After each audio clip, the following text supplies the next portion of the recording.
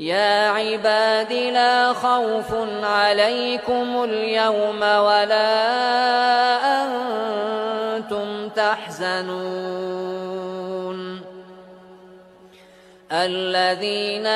آمنوا بآياتنا وكانوا مسلمين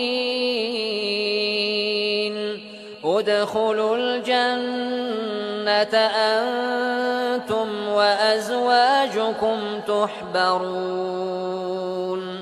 يطاف عليهم